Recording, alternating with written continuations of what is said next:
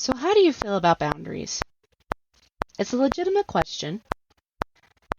A lot of people come to me really struggling with this concept. They often feel guilty for setting boundaries, or they're not sure about even what a boundary is.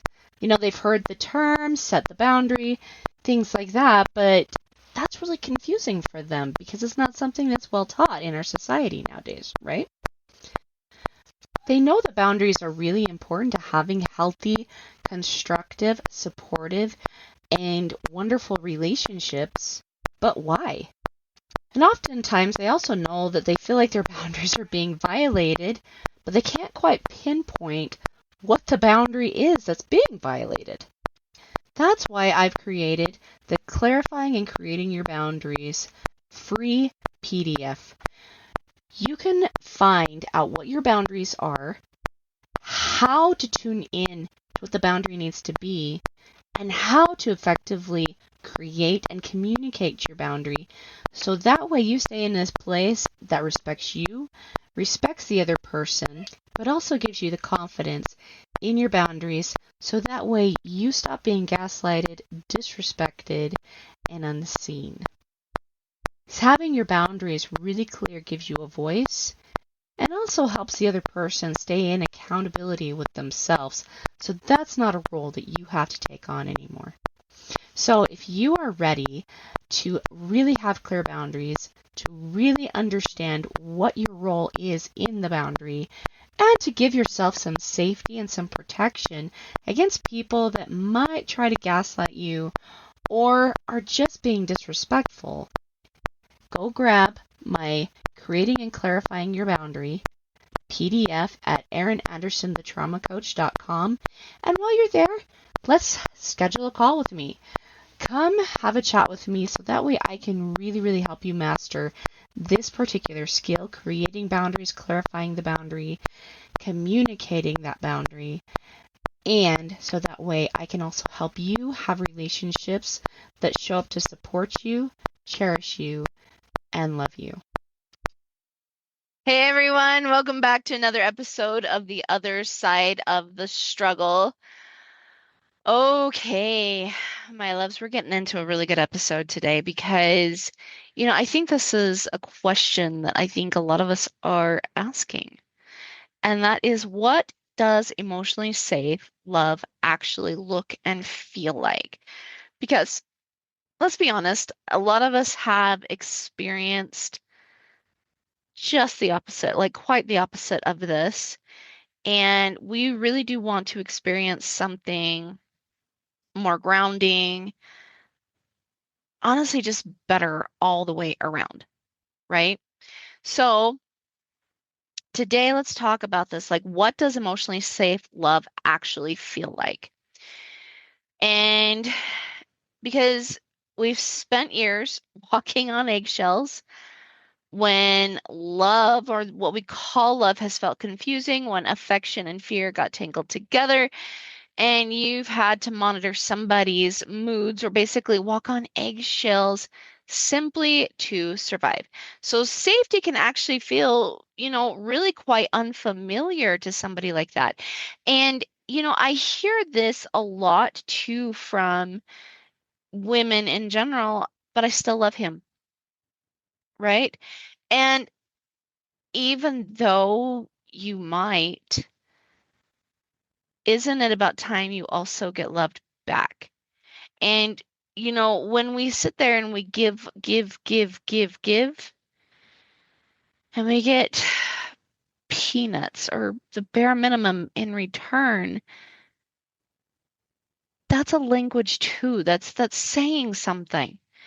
So I think it really does serve to get clear on what this looks like, okay? Because emotionally safe love does not feel like constantly having to prove yourself. And it does not feel like begging to be seen or shrinking to keep yourself safe and keep the peace. And it doesn't feel like living in survival mode while calling it commitment. And it doesn't look like not speaking up because you know he's not going to listen. That's not love. That's survival. Okay. And that's not me blaming anyone either. Like I get it. I really honestly do get it. But relationships don't work off of survival. They work off of being seen, heard, valued, validated, appreciated, and respected. I think was the other one. I have these six things written down, but I really honestly, I really honestly need to have them in front of me all the time because I talk about it all the time. But they're the six most basic needs that humans need to be seen, heard, understood. That's the other one. Seen, heard, understood, valued, validated, and appreciated. That's the six of them. Okay. And so while that's what love feels like, let's talk about like, or that's what love looks like, I should say. Like that's what we feel like we're being loved when those six things are being met. So today we're going to unpack what emotionally safe love feels like, why many women struggle to recognize safe love, what emotionally safe love actually feels like as well, what emotionally unsafe love looks like, what emotionally safe looks like and feels like, and then how healthy masculinity and femininity create emotional safety together, and how to begin creating emotional safety inside of yourself first. Okay. And so this is also something like when you get clarity on, it can actually help calm your nervous system, heal the nervous system, raise your confidence, your money story, your parenting story, your business, all of it. So let's talk about let's talk about the unsafe love version first and why it feels like confusion. And one of the biggest signs that love is emotionally unsafe is you constantly feel confused and you constantly feel like you have to walk on eggshells. And another thing too is you really don't want to be around that person much. You feel more whew, when they're not around. Okay?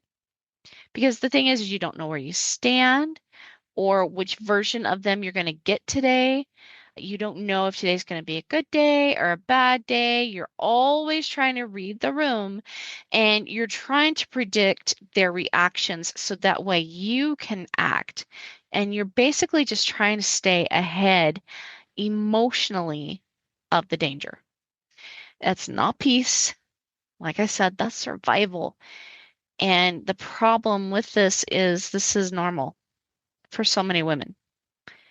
And they might dismiss it and say, well, that's just men. Or relationships are hard. Nobody's perfect.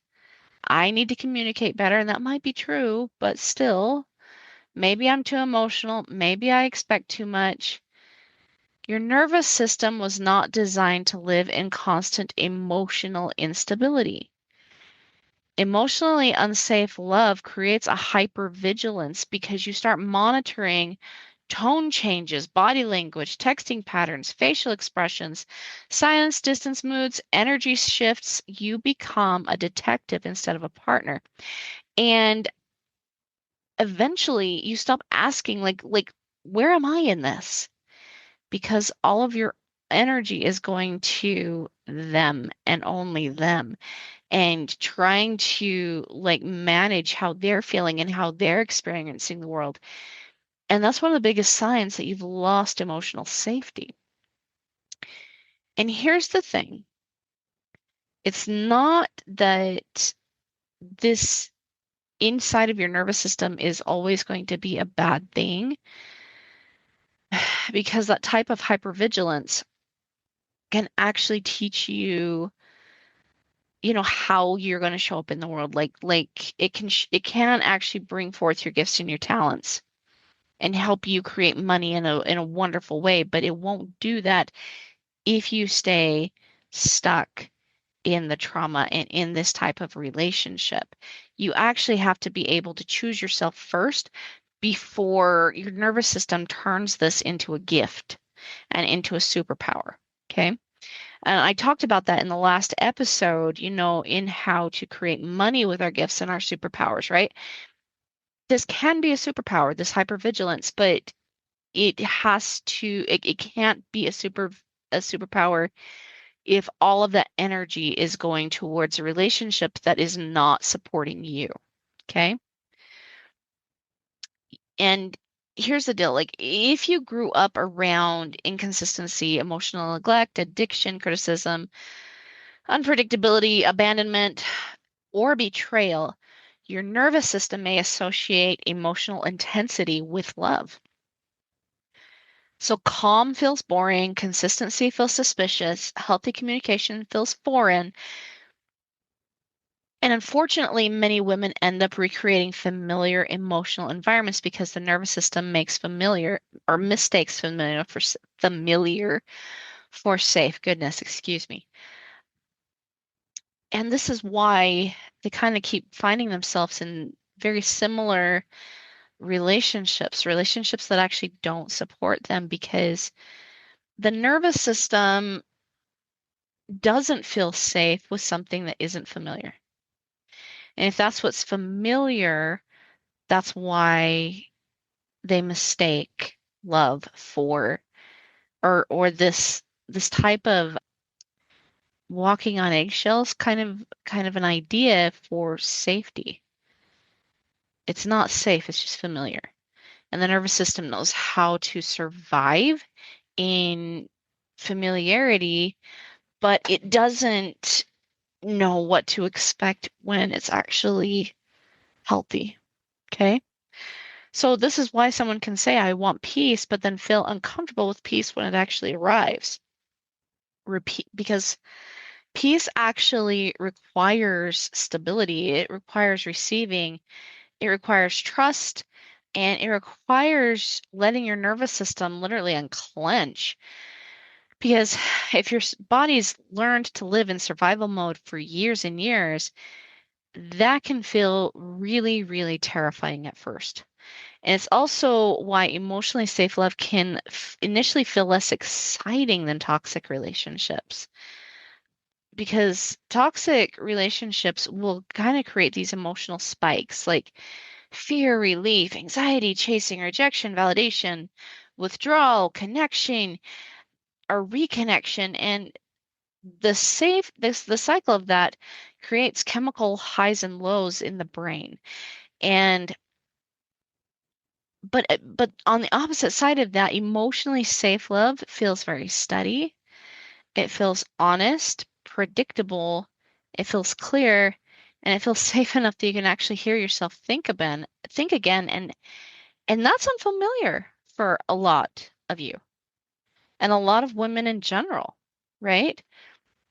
So let's talk about this balance between healthy masculinity and healthy femininity and how that creates emotional safety.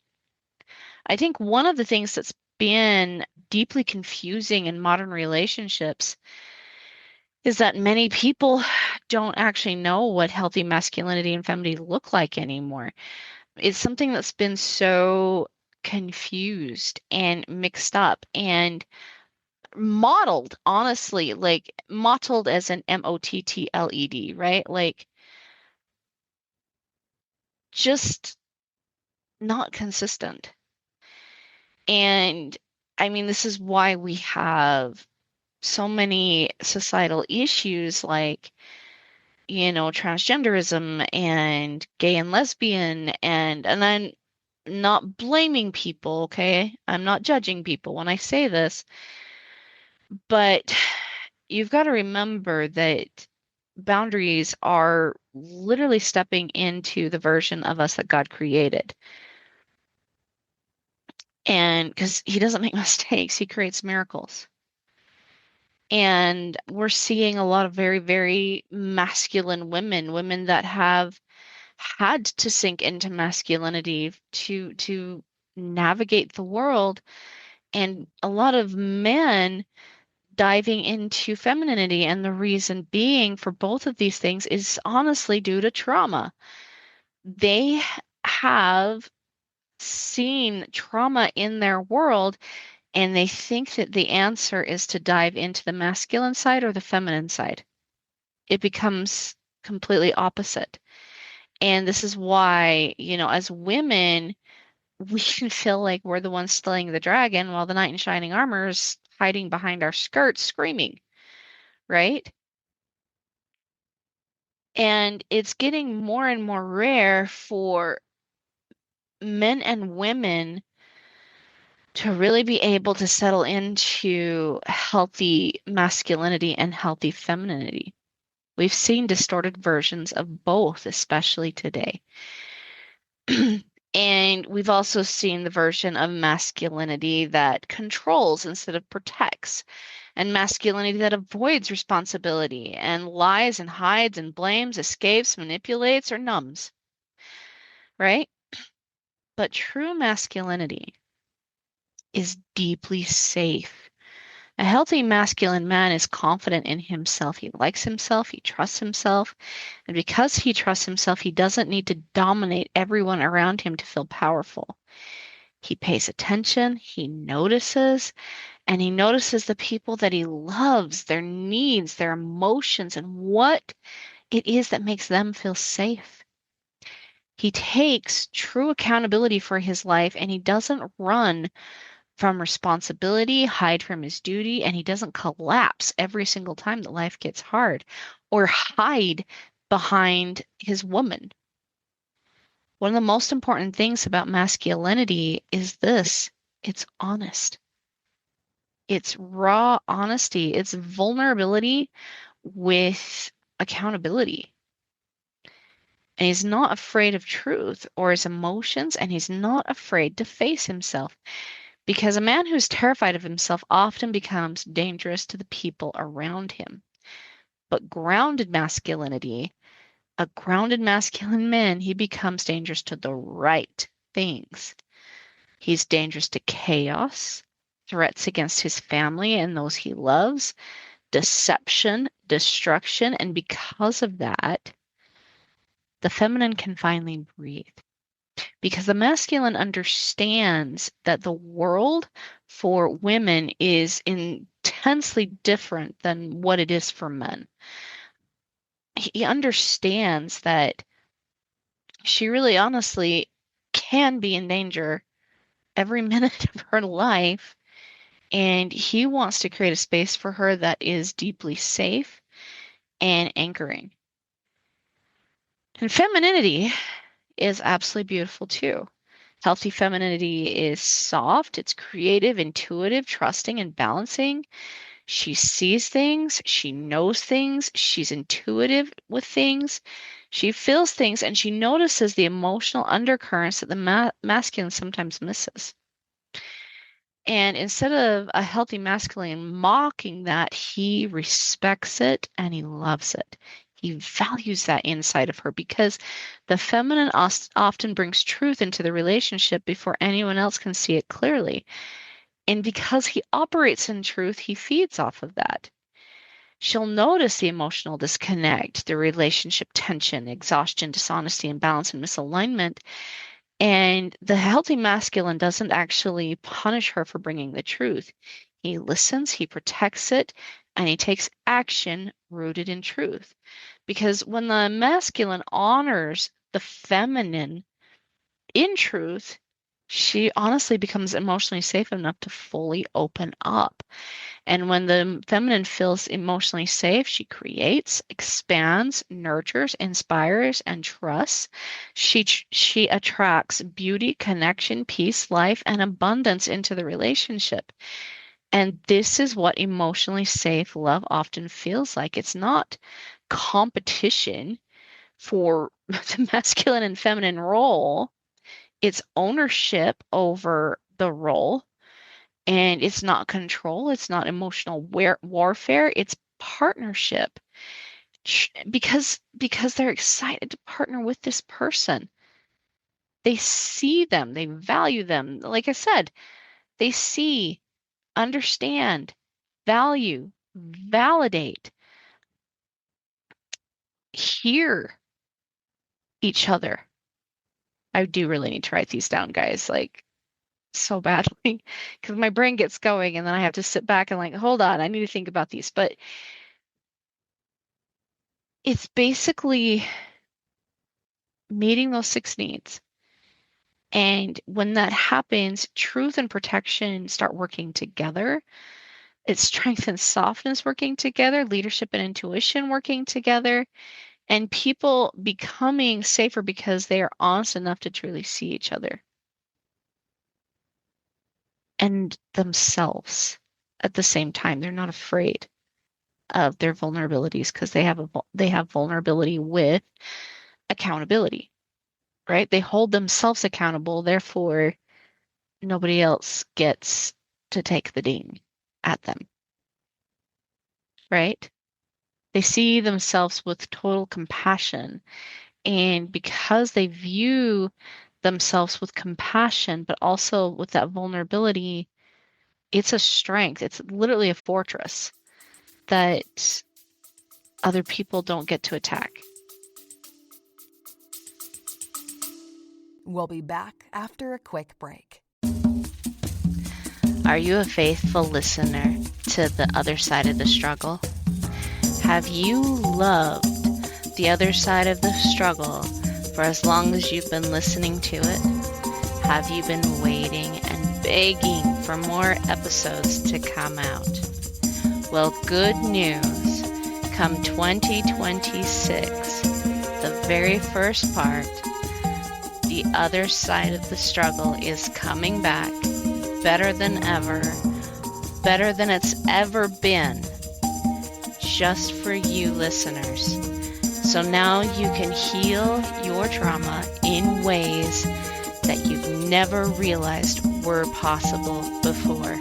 So tune in 2026. We're coming back.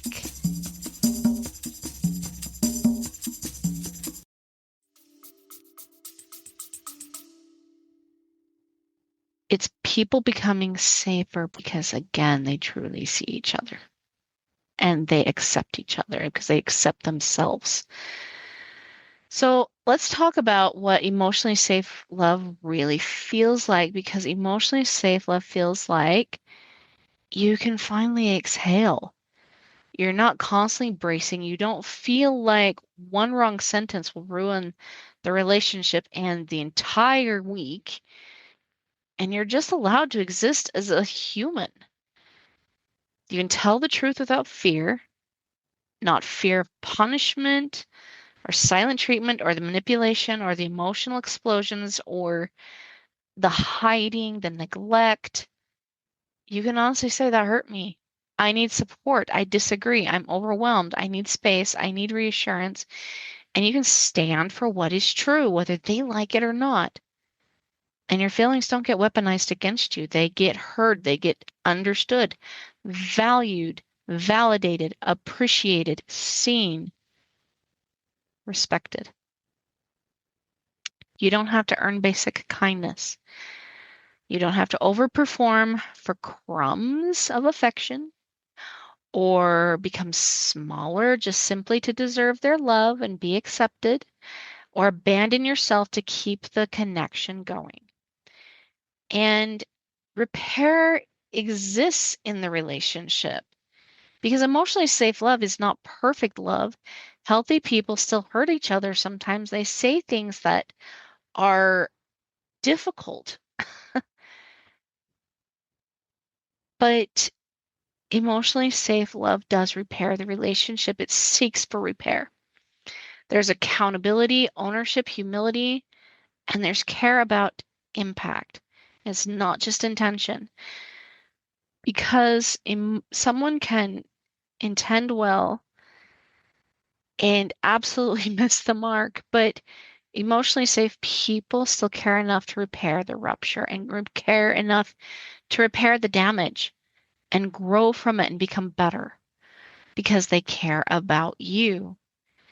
Your nervous system softens, you sleep better, you think clearer, your body relaxes, your anxiety decreases, your confidence increases because your body no longer feels like it has to constantly prepare for emotional danger.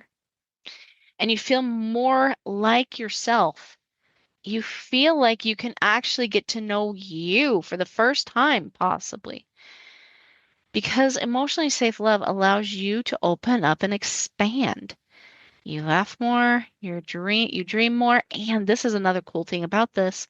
Emotionally safe love meets you at your dreams. They are excited about your dreams and they want to work towards your dreams because it's important to you. And they just simply want to see you happy. They want to see you thrive. They want to create with you. They want to speak with you more freely, honestly, take healthy risks, and trust each other and yourselves more. Healthy love actually opens you up to being able to love yourself more.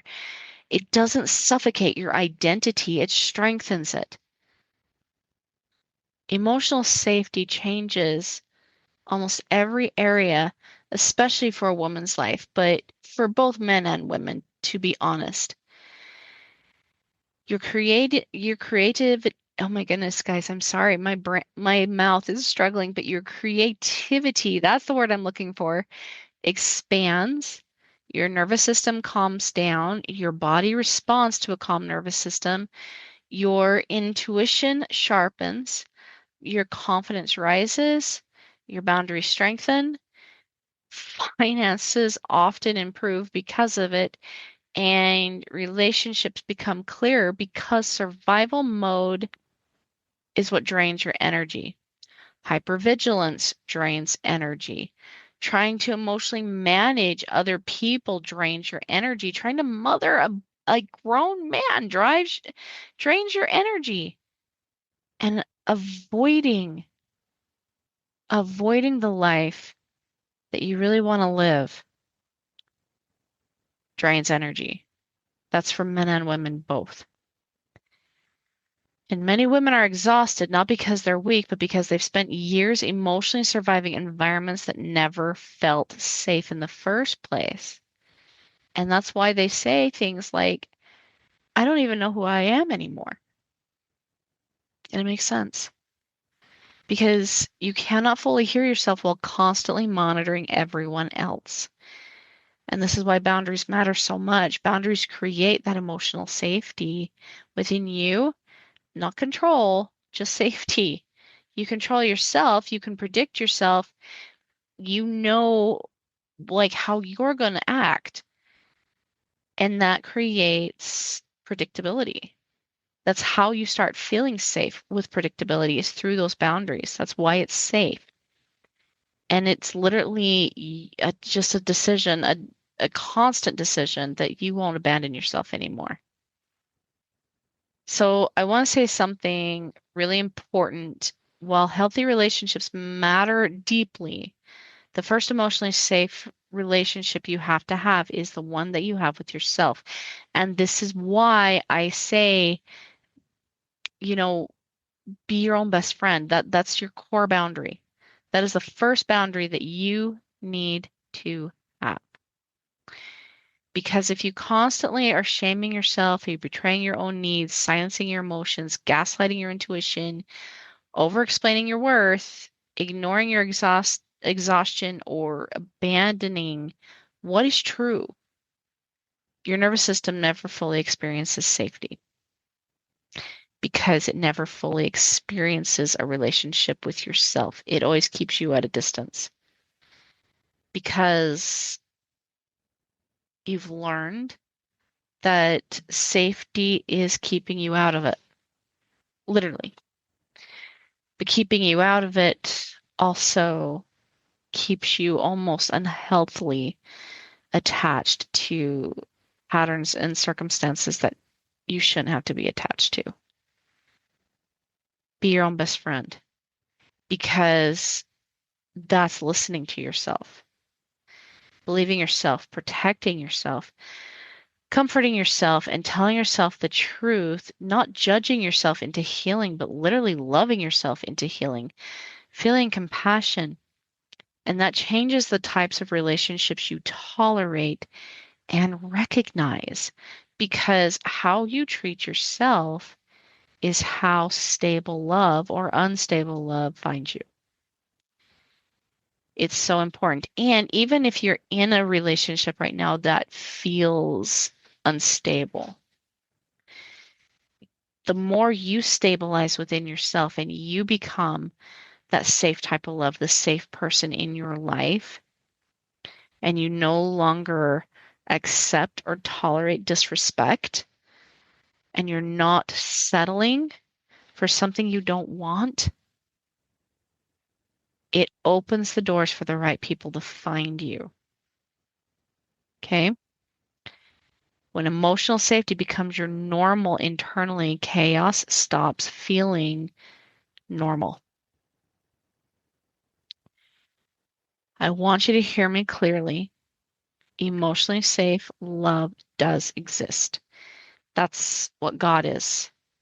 He is the very definition of emotionally safe. He doesn't judge.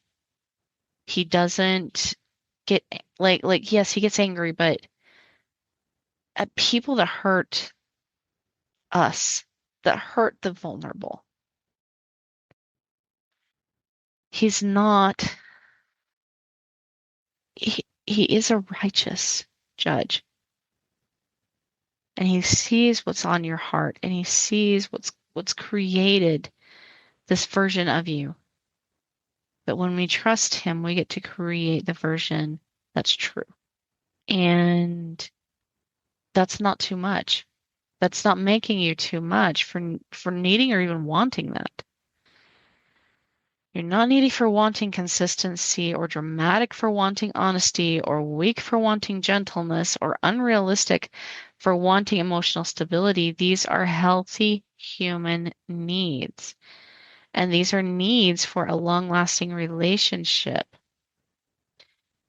And sometimes a healing journey is learning that love was never supposed to feel like constant fear. It's supposed to feel like truth, safety, honesty, peace, repair, connection, freedom, and desire. Not perfect, just fully yourself and fully accepted as yourself. Because that person loves every part of you. So, if you're ready to experience fully invested love, safe love, and you're ready to really step into the love that the universe has to offer you, and you want to build a life of love, boundaries, etc., with healthy relationships, book that call with me. Let's get you in.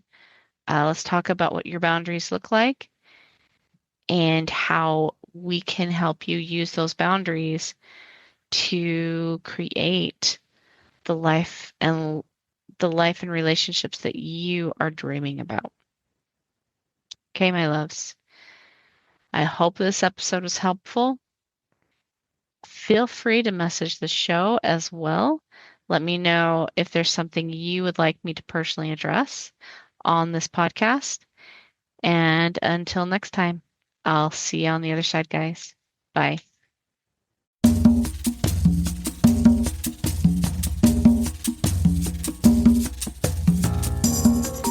Hey guys, thanks so much for hanging out with me today and listening in on this podcasting episode.